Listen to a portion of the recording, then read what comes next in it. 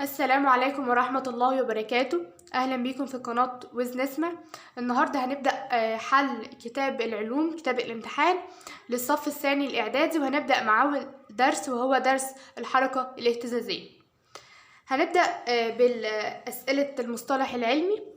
الحركة الدورية اللي بيحدثها الجسم المهتز على جانبي موضع سكونه بحيث تتكرر حركته على فترات زمنية متساوية، ده تعريف الحركة الاهتزازية.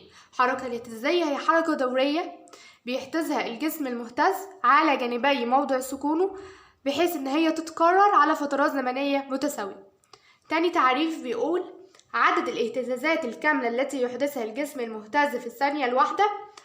عدد الاهتزازات على عدد الثواني دوت تعريف التردد. يبقى هو تاني تعريف عدد الاهتزازات الكاملة اللي بيحدثها الجسم المهتز في الثانية الواحدة، ده تعريف التردد. 2. اختر الإجابة الصحيحة ما بين القوسين مع تحليل إجابتك. حاصل ضرب تردد جسم مهتز في زمنه الدوري. حاصل التردد في الزمن الدوري بواحد. ليه قلنا واحد؟ لأن مثلا لو التردد بربع يبقى الزمن الدوري هيكون بأربعة، بيكون معكوسه، التردد بيكون معكوس الزمن الدوري، فحاصل ضربهم بيكون واحد. يبقى التعليل هنا لأن التردد معكوس الزمن الدوري، لأن التردد هو معكوس الزمن الدوري.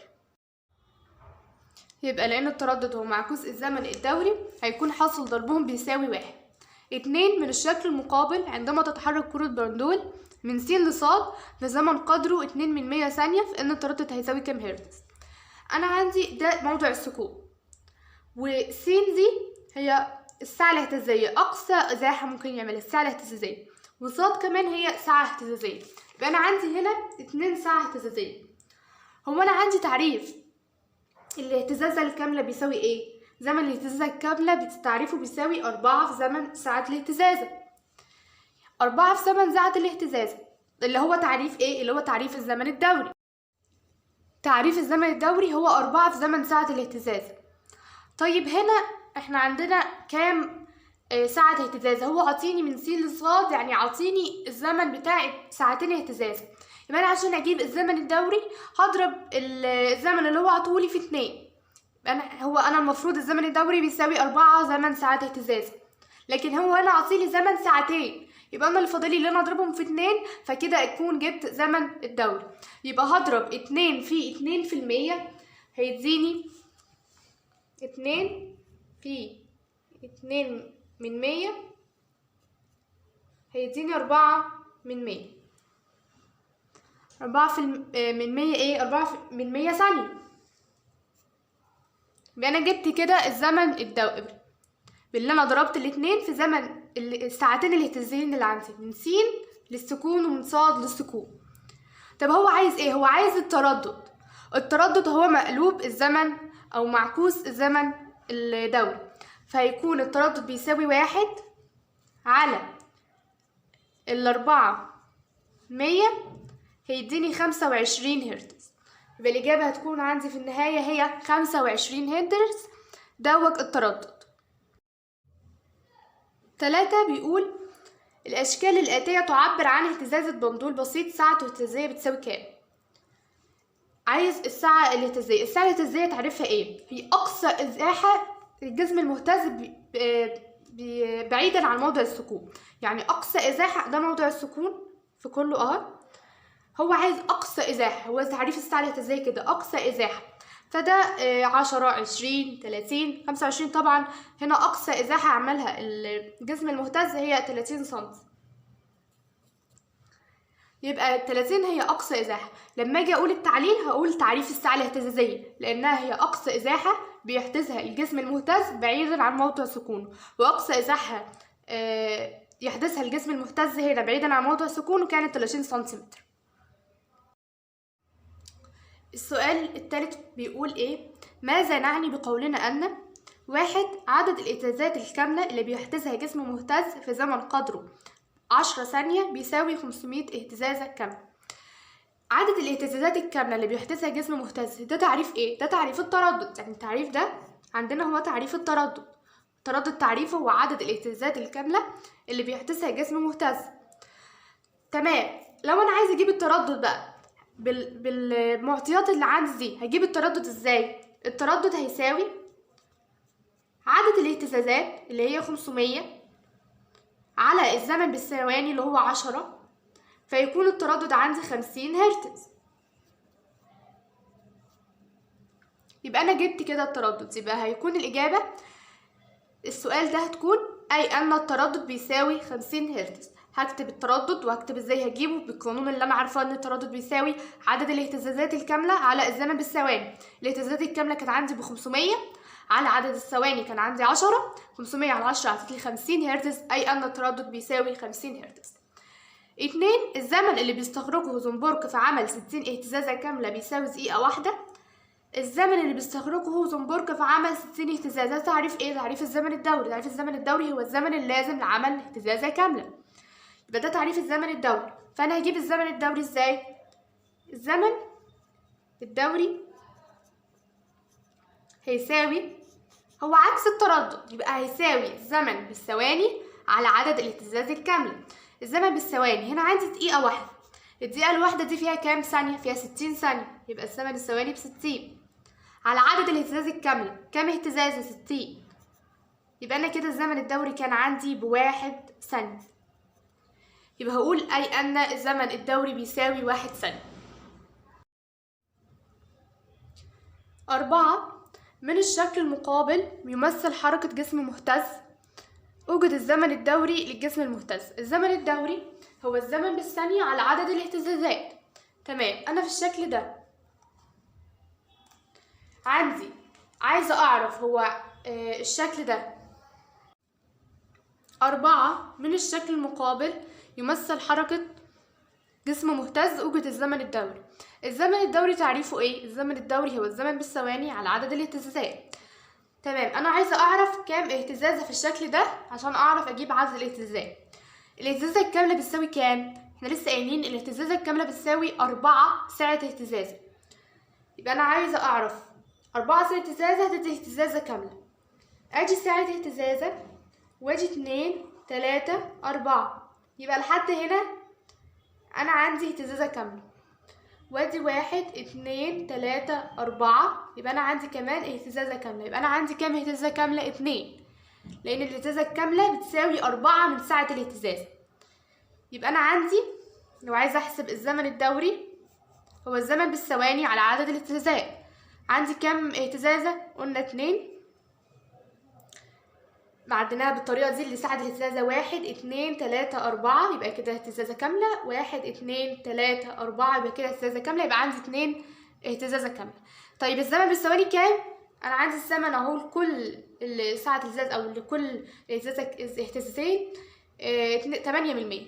يبقى الزمن 8%. 8% على الاتنين هيساوي 4%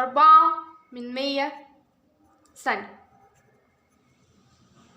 يبقى 4% ثانية هو قيمة الزمن الدوري للجسم المهتز في الشكل ده. عملته ازاي؟ عدد الزمن بالثواني على عدد الاهتزازات الكاملة. الزمن بالثواني اهو هو عطولي لكل الشكل 8% على عدد الاهتزازات اللي طلعوا 2 لما حسبناهم من الشكل ده. 2 بيقول لي اعد رسم الشكل في الورقة البيانية 1 بحيث يزداد التردد للضعف مع ثبوت سعة الاهتزاز. ازاي ازود التردد للضعف مع ثبوت سعة الاهتزاز؟ ثبوت سعة الاهتزاز معناه ان مسافة تكون ثابتة، دي سعة الاهتزاز ثبوتها. طب ازود التردد بالضعف يعني ايه؟ يعني ازود عدد الاهتزازات للضعف. عدد الاهتزازات كانت عندي كام؟ 2 لسه جايباها. يبقى هخلي عندي عدد الاهتزازات هتساوي 4. يبقى هرسمها بالطريقة دي اللي انا خليت عندي 4 اهتزازات. ادي 1 2 3 4. يبقى كده زودت التردد للضعف باللي انا زودت عدد الاهتزازات وثبت سعة الاهتزاز. 2 اعد رسم الشكل في الورقة البيانية 2 بحيث تزداد سعة الاهتزاز للضعف مع ثبوت التردد. ثبوت التردد يعني اثبت عدد الاهتزاز. عدد الاهتزازات هنا كان كام؟ كان 2. هعملهم برضو هنا 2. ادي 1 2. مع ثبوت التردد اللي انا اثبت عدد الاهتزازات، فثبت عدد الاهتزازات. ازود سعة الاهتزاز للضعف، يعني ايه؟ يعني ازود المسافة دي للضعف. فبس هعملها بالطريقة دي، فهكون كده خلصت. ثانيا اكتب المصطلح العلمي الدال على كل عبارة. الحركة اللي بتكرر نفسها تكرر بانتظام على فترات زمنية متساوية دي الحركة الدورية. الحركة الدورية تعريفها الحركة اللي بتتكرر بانتظام على فترات زمنية متساوية، دي تعريف الحركة الدورية. 2 الحركة اللي بيحدثها الجسم المهتز على جانبي موضع سكونه بحيث تتكرر بانتظام على فترات زمنية متساوية، دي الحركة الاهتزازية.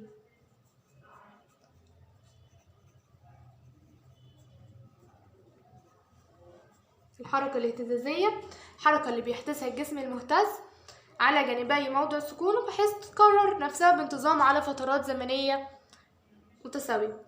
أبسط صور الحركة الاهتزازية أبسط صور الحركة هي الحركة التوافقية البسيطة، هي أبسط صور الحركة الاهتزازية. الحركة التوافقية البسيطة.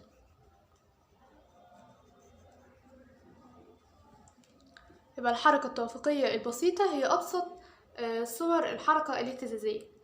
الموضع اللي بتكون فيه سرعة الجسم المهتز النهاية عظمى والإزاحة صفر، الإزاحة صفر يبقى ده موضع السكون. موضع السكون السرعة بتكون نهاية عظمى، الإزاحة صفر تكون ده تعريف لموضع السكون.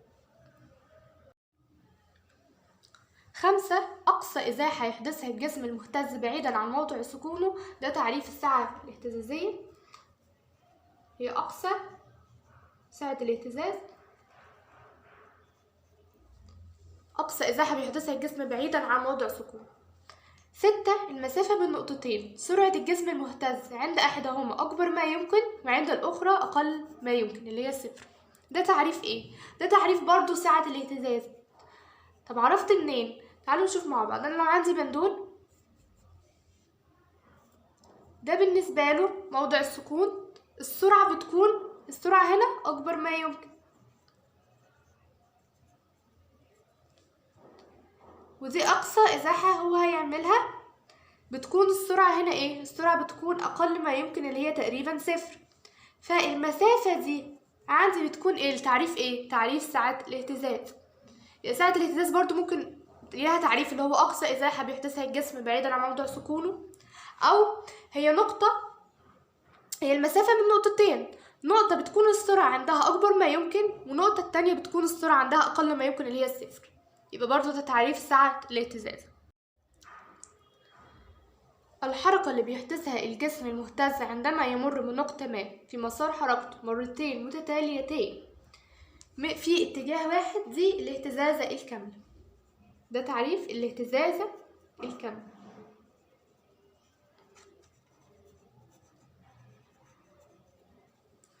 8 الزمن اللازم لعمل اهتزازة كاملة هو الزمن الدوري. الزمن الدوري هو الزمن اللازم لعمل اهتزازة كاملة. المعكوس الضربي للتردد هو كمان الزمن الدوري. بدأ الزمن الدوري ليه تعريفين، هو الزمن اللازم لعمل اهتزازة كاملة أو هو المعكوس الضربي للتردد. 10 عدد الاهتزازات الكاملة اللي بيحدثها الجسم المهتز في الثانية الواحدة، ده تعريف التردد. والمعكوس الضربي للزمن الدوري هو التردد. كنا نكون خلصنا السؤال ده. اختر الإجابة الصحيحة مما بين الإجابات المعطاة. 1 أي العبارات الآتية تنطبق على حركة الجسم حركة اهتزازية. احنا عندنا هنختار الإجابة الصح أو العبارة اللي بتدل على حركة الجسم الحركة الاهتزازية. تعالوا نشوف كده ونحلها بالاستبعاد. سرعة الجسم المهتز تزداد بالابتعاد عن موضع السكون، لا، دي العبارة خاطئة، لأن سرعة الجسم المهتز بتقل لما يبتعد عن موضع سكونه وبتزيد لما قرب من موضع السكون، يبقى أول واحدة عندنا غلط. 2 بتتكرر بانتظام على فترات زمنية غير متساوية. غلط، تتكرر بانتظام على فترات زمنية متساوية. ج بتنعدم سرعة الجسم عند أقصى إزاحة بيصل إليها. أيوة، يبقى أنا عندي ج هو فعلا أما أصل لأقصى سرعة لأقصى إزاحة بتنعدم السرعة، يبقى ج هي الإجابة الصحيحة. 2 كلما اقترب الجسم المهتز من موضع سكونه، أما يقترب الجسم المهتز من موضع سكونه إيه اللي هيحصل؟ هتقل سرعته؟ لا طبعا، أنا لما بقرب من موضع السكون السرعة بتزيد. هتزداد طاقة حركته؟ أيوة، أنا لما بقرب من موضع السكون بتزداد طاقة الحركة. 3 حركة إيه من أمثلة الحركة الاهتزازية؟ القطار؟ لا. أمواج الماء؟ لا. لعبة النحلة؟ لا. الأرجوحة. الأرجوحة هي اللي بتتحرك بحركة على جانبي بفترات زمنية متساوية بالشكل تقدر رايحة جاية زي البندول كده، فهي الأرجوحة مثال للحركة الاهتزازية. 4 بتعتبر حركة بندول ساعة الحائط حركة دورية ولا حركة اهتزازية ولا حركة موجية؟ هي حركة دورية وكمان هي حركة اهتزازية، يبقى هي د أ وب، هي حركة دورية وحركة اهتزازية. ده حركة ايه؟ حركة بندول ساعة الحائط. 5 تمثل حركة ايه؟ حركة دورية غير اهتزازية. الأرجوحة احنا لسه قايلينها هي حركة اهتزازية. الوتر المشدود لا، والشوكة الرنانة لا، كل دول من أمثلة الحركة الاهتزازية. إلا حركة دورية بس غير اهتزازية هي لعبة النحل، هي حركة دورية لكن غير اهتزازية. 6 تزداد طاقة حركة البندول البسيط في كل الحالات التالية ما عدا، يعني هي هتزداد في كل الحالات ما عدا حالة واحدة هنشوفها مع بعض مش بتزداد فيها طاقة حركة البندول. زيادة سرعته مع ثبات كتلته. أيوة، لما أزود السرعة طاقة الحركة هتزيد. الاقتراب من موضع السكون لسه قايلنا ان لما بقرب من موضع السكون طاقة الحركة بتزيد. نقص كل من سرعته وكتلته؟ لا، لما نقص السرعة طاقة الحركة مش هتزداد، يبقى الإجابة دي عندي خاطئة. وكمان عندنا د هي طبعا صح خلاص لان احنا اكتشفنا الخطأ، بس تعالوا نشوفها. نقص مقدار ازاحته بعيدا عن موضع سكونه. ايوه، انا لما انقص مقدار الازاحه بعيدا عن موضع سكونه الساعه طاقه الحركه هتزيد لان السرعه هتزيد، فهي ج هي اللي خطأ عندي. 7 ساعة الاهتزازة بتعادل كام اهتزازة كاملة؟ احنا عارفين الاهتزازة الكاملة فيها كام ساعة الاهتزازة؟ فيها 4 ساعات اهتزاز. الاهتزازة الكاملة فيها 4 ساعات الاهتزاز. طب لو جينا بقى عكسنا هو عايز العكس، ساعة الاهتزازة فيها كام اهتزازة كاملة؟ هتبقى ربع اهتزازة كاملة. أي الأشكال التالية بيمثل اهتزازة كاملة؟ تعالوا نعدها مع بعض كده بحركة بسيطة أوي. الاهتزازة الكاملة، أنا عندي الاهتزازة الكاملة فيها كام ساعة الاهتزازة؟ فيها 4 ساعات اهتزازة. تمام، تعالوا نعد. ده في الشكل ده اعمل لي ادي 1 ساعة اهتزازة، وهنا من ب ل ج اعمل لي كام ساعة اهتزازة؟ هنا 1 2 اعمل لي 2 يبقى كده 3، ومن ج ل أ يبقى دي فعلا الصح هي 4 ساعات اهتزازة. طب تعالوا نشوف الباقي ونشوف فيها كام ساعة اهتزازة. هنا من أ ل ج يبقى من أ ل ب ومن ب ل ج، فهنا اعمل لي 2 ساعة، وكمان راجع من ج ل ب يبقى هنا اعمل لي 3، وهنا من ج ل أ من ج ل ب ومن ب ل أ 2، ومن أ ل ب 1 يبقى برضو هنا 3، يبقى أ هي الإجابة الصحيحة لأنه عامل لي 4 ساعات اهتزازة اللي هي بتمثل لي الاهتزازة الكاملة. 9 المسافة بين أقصى إزاحتين لبندول بسيط على جانبي موضع سكونه بتعادل كام اهتزازة كاملة؟ لو جبنا بندول وده موضع سكونه تمام، ودي هتكون أقصى إزاحة ليه مثلا هنا وأقصى إزاحة ليه هنا، هو عايز المسافة بين أقصى إزاحتين، هو عايز المسافة بين أقصى إزاحتين، أقصى إزاحة اهي وأقصى إزاحة، يبقى هو عايز المسافة دي. المسافة دي إيه؟ أنا من هنا لهنا عندي ساعة اهتزاز، ومن هنا لهنا كمان ساعة اهتزاز، يبقى أنا عندي 2 ساعة اهتزاز. طيب الاهتزازة الكاملة فيها كام ساعة الاهتزازة؟ فيها 4، والمسافة دي بتعبر لي عن 2 بس، يبقى المسافة دي هي نص ساعة الاهتزازة الكاملة، لأن المسافة دي عبرت لي عن 2 ساعة اهتزازة، والاهتزازة الكاملة فيها 4 ساعة اهتزازة، يبقى المسافة بين النقطتين دي هتكون نص الاهتزازة الكاملة. 10 أقصى إزاحة بيصنعها زنبرك مشدودا بعيدا عن موضع السكون بتساوي 25 سنتيمتر. ده تعريف ايه؟ أقصى إزاحة بيصنعها بعيدا عن موضع سكون، تعريف سعة الاهتزاز. تمام. هنا الاختيارات: سعة الاهتزاز الزنبرك هتساوي 25 من 1000 متر. أنا هنا عندي الساعة عطاها لي بالسنتيمتر، هحول من السنتيمتر للمتر، يبقى من الصغير للكبير هقسم على 100، هيديني 25 من 100 متر. فطبعا يبقى دي غلط، لان هنا عاطيني 25,000 متر، يبقى اول واحدة غلط. 2 المسافة اللي بيقطعها زنبرك خلال اهتزازة كاملة بتساوي، لا طبعا غلط. المسافة اللي بيقطعها خلال اهتزازة كاملة تساوي 1 متر. ايوه. ليه هي دي؟ لان عندي الاهتزازة الكاملة يعني كام ساعة؟ الاهتزازة الكاملة يعني 4 ساعة اهتزازة. تمام. انا عندي هنا بيقول لي المسافة بتبقى ب1 متر. 1 متر ازاي؟ انا عندي هنا الواحدة ب25 سنتيمتر اللي جبناها ب25 من 100 متر. فلو انا عايزة اجيب اضربها في 4 هجيب خلال اهتزازة كاملة. فال25 من 100 لما اضربها في 4 هتديني 1 متر. يبقى دي فعلا الصح، ان المسافة اللي هيقطعها خلال اهتزازة كاملة اللي هي 4 ساعة اهتزازة، ان الواحدة عندنا كانت ب25 من متر، 25% متر، فضربتها في 4 فجبت اهتزازة كاملة هتساوي 1 متر. 11 عندما يستغرق بندول بسيط زمنا قدره 2/10 ثانية في عمل ساعة اهتزازة واحدة، يكون زمن الدوري كام؟ طب هو الزمن الدوري ايه؟ هو الزمن الدوري هو تعريفه هو الزمن اللازم لعمل اهتزازة كاملة. وانا عندي كام ايه من الاهتزازة الكاملة؟ عندي دي ساعة اهتزاز، والاهتزازة الكاملة هي 4 ساعات اهتزاز. فانا هضرب 4 في 2/10 ثانية هتديلي 8/10 ثانية. يبقى تاني احنا جبناها ازاي؟ ان الزمن الدوري هو الزمن اللازم لعمل اهتزازة كاملة. الاهتزازة الكاملة فيها كام ساعة اهتزازة؟ فيها 4 ساعات اهتزازة. انا عندي زمن ساعة اهتزازة واحدة ب2/10 ثانية، فعشان اجيب زمن الاهتزازة الكاملة اضرب 4 في 2/10 تديني 8/10 ثانية، اللي هي زمن الاهتزازة الكاملة اللي هو زمن الدوري. يبقى الإجابة د.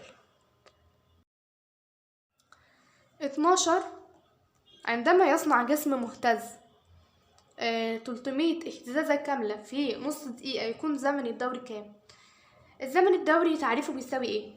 الزمن الدوري تعريفه بيساوي هو الزمن بالثواني على عدد الاهتزازات. نص دقيقة فيها كام ثانية؟ فيها 30 ثانية. يبقى أنا عندي 30 ثانية. 30. تمام. وهيكون عدد الاهتزازات كام؟ عدد الاهتزازات عندي اهو 300 اهتزاز. يبقى 30 على 300 تساوي 1/10 ثانية. يبقى الإجابة برضو د. يبقى الموضوع بسيط. هنا جبنا الزمن الدوري تعريفه هو زمن بالثواني على عدد الاهتزازات. الزمن هنا عطولي نص دقيقة، فنص دقيقة فيها 30 ثانية. 30 على 300 اهتزازة هتدي 1/10 ثانية.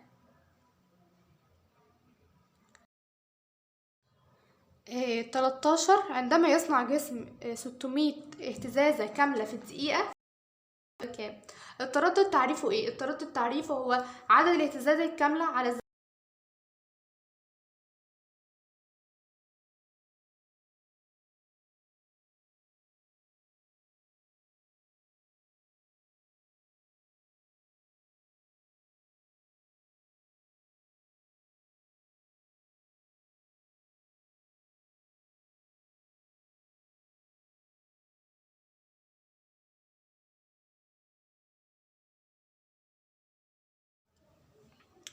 14 التردد الجسم المهتز بيساوي كام هرتز؟ من الشكل المقابل ده عايز التردد بيساوي ايه؟ التردد هو عدد الاهتزاز الكاملة على زمن الثواني. فهعد هنا كام اهتزاز؟ احنا قلنا الاهتزازة الواحدة بتساوي 4 ساعات، الاهتزاز الكاملة بتساوي 4 ساعات اهتزاز. فهنا 1 2 3 4 ادي 1 2 3 4 ادي 2. يبقى انا كان عندي كام اهتزازة كاملة؟ عندي 2. الزمن بالثواني كام؟ الزمن بالثواني، يبقى انا جبت كده الاهتزازة الكاملة ب2. تمام. عندي بقى الزمن بتاع كل الشكل ده ب8 ثانية. يبقى 2/8 هتساوي 25 هرتز. يبقى التردد عندي ب25 هرتز. سعة الاهتزازة كام؟ سعة الاهتزازة تعرفها ايه؟ أقصى إزاحة بيعملها الجسم بعيدا عن موضع الاهتزاز أو موضع سكونه. فهو موضع سكونه هنا اهو، أقصى إزاحة بيعملها عند 2 متر. يبقى سعة الاهتزازة هتساوي 2 متر. هي أقصى إزاحة بعيدا عن موضع السكون بتاعه. موضع السكون اهو أقصى إزاحة هي 2 متر. تمام. 15. إذا كان تردد جسم مهتز 5 هرتز فبيحدث كام اهتزازة في الدقيقة الواحدة؟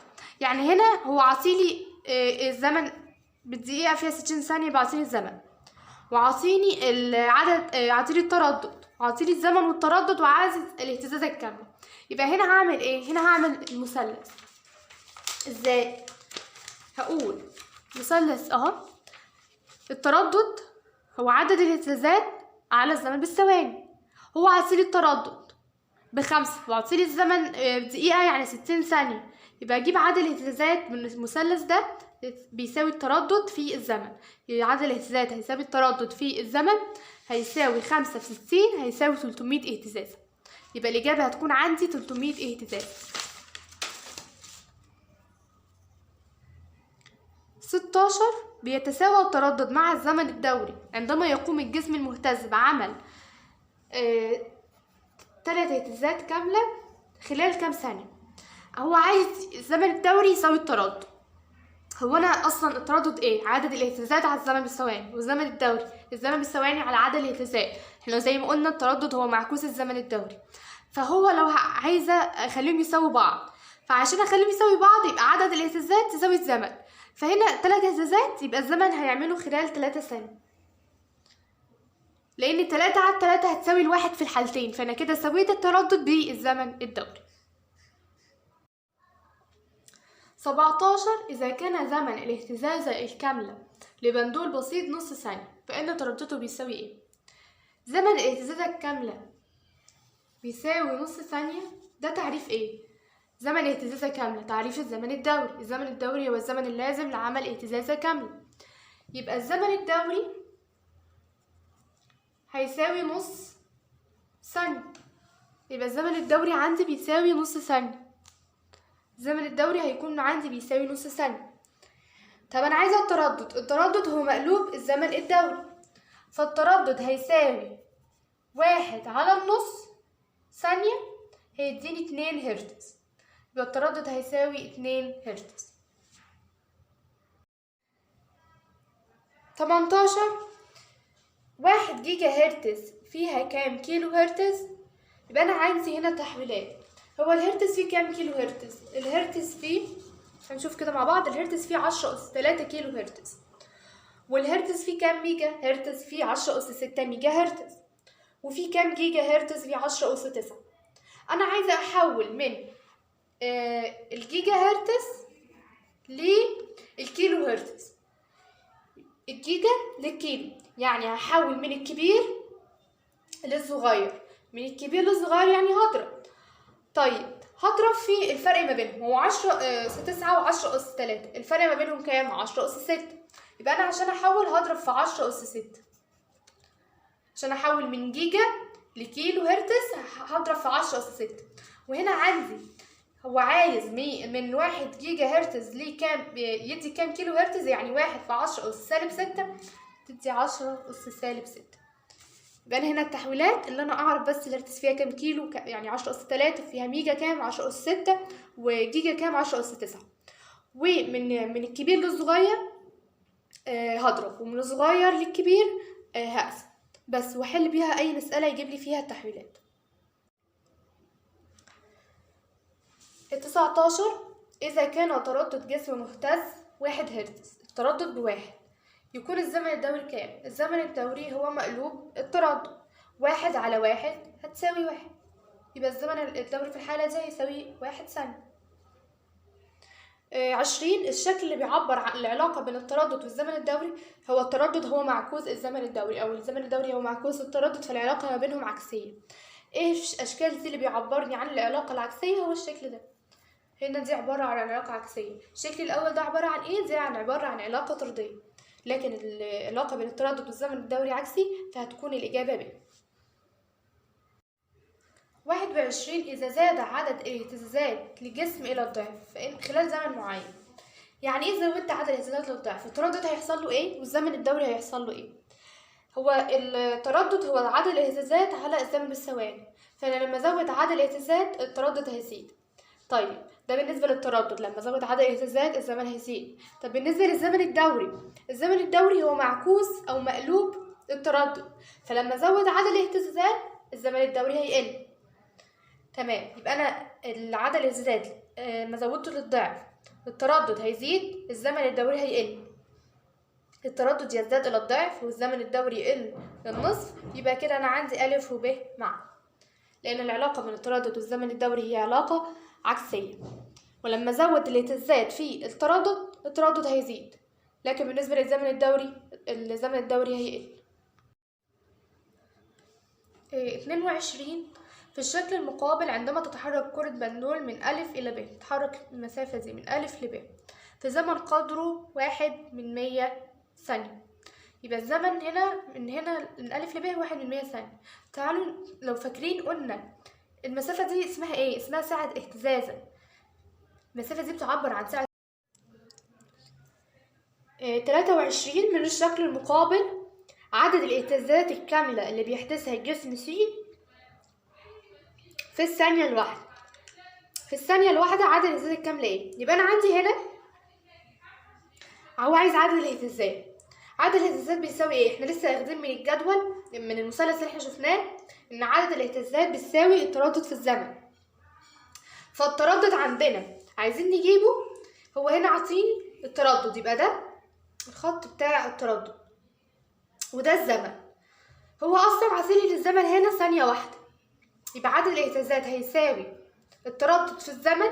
التردد بالنسبة لس كام؟ س اهي، النقطة س اهي ما بين 400 و 600.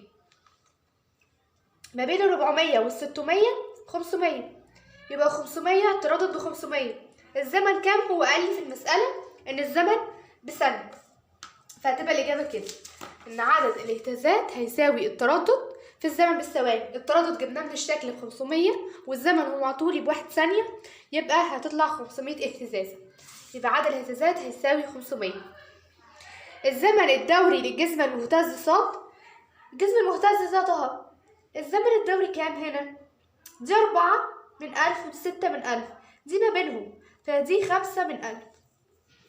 فأنا بالشكل جبت عدد التردد وضربته في الثانية الواحدة عطالي عدد الاهتزازات، وهنا جبت الزمن الدوري بالنسبة لصاد باللي أنا شفت، بس هي صاد موقعها فين بالنسبة للزمن الدوري؟ ما بين 4 من 1000 و6 من 1000، فهتبقى 5 من 1000. 24 في الشكل المقابل إذا كانت أقصى إزاحة بيحدثها الزنبرك بعيدا عن موضع سكونه هي 3 سنتيمتر. طيب أقصى إزاحة بيحدثها بعيدا عن موضع سكونه ده تعريف إيه؟ تعريف سعة الاهتزازة. يبقى كده عندي سعة الاهتزازة 3 سنتيمتر، مسافة سعة الاهتزازة 3 سنتيمتر، فإن المسافة الرأسية اللي بيقطعها خلال 3 اهتزازات كاملة. تمام، أنا عايزة أجيب خلال 3 اهتزازات كاملة، يبقى أنا المفروض أعرف الاهتزازة الكاملة هي مسافتها كام أصلا. أنا عندي مسافة اهتزازة كاملة هتساوي 4 مسافة سعة اهتزاز. زي ما قلنا زمن اهتزازة كاملة بيساوي 4 في زمن سعة الاهتزازة الواحدة، فدي كمان كده ان مسافة الاهتزاز الكاملة هتساوي 4 زمن سعة 4 مسافة سعة اهتزاز. تمام، ف4 في 3 هتبقى في 12 سنتيمتر، ف4 في 3 هتساوي 12 سنتيمتر. انا كده جبت ايه؟ انا جبت مسافة اهتزازة كاملة. هو عايز ايه في المسألة؟ في المسألة هو عايز مسافة 3 اهتزازات كاملة، فهضرب 3 في 12 بتاعة الاهتزازة الواحدة. 3 في 12 تديلي 36 سنتيمتر، يبقى الإجابة عندي 36. 2 تردد الزنبرك بيساوي كام؟ هو عطيلي ايه هنا؟ هو عطيلي زمن ساعة اهتزازة واحدة 1/10 ثانية. طيب من زمن اهتزازة واحدة اقدر اجيب ايه؟ اقدر اجيب الزمن الدوري. الزمن الدوري هيساوي ايه؟ الزمن الدوري هو 4 في زمن ساعة اهتزازة واحدة، 4 في 1/10 تساوي 4/10 ثانية. في الزمن الدوري جبت 4 ضربتها في 1/10 ثانية بتاعت زمن ساعة اهتزازة واحدة تديني 4/10 ثانية. تمام، عايزة اجيب التردد هو مقلوب الزمن الدوري، هو 1/4/10 ثانية، فالتردد هيكون 1/4/10 ثانية هتساوي كام؟ 2.5 هرتز. يبقى 2.5 هرتز. انا كده جبت التردد.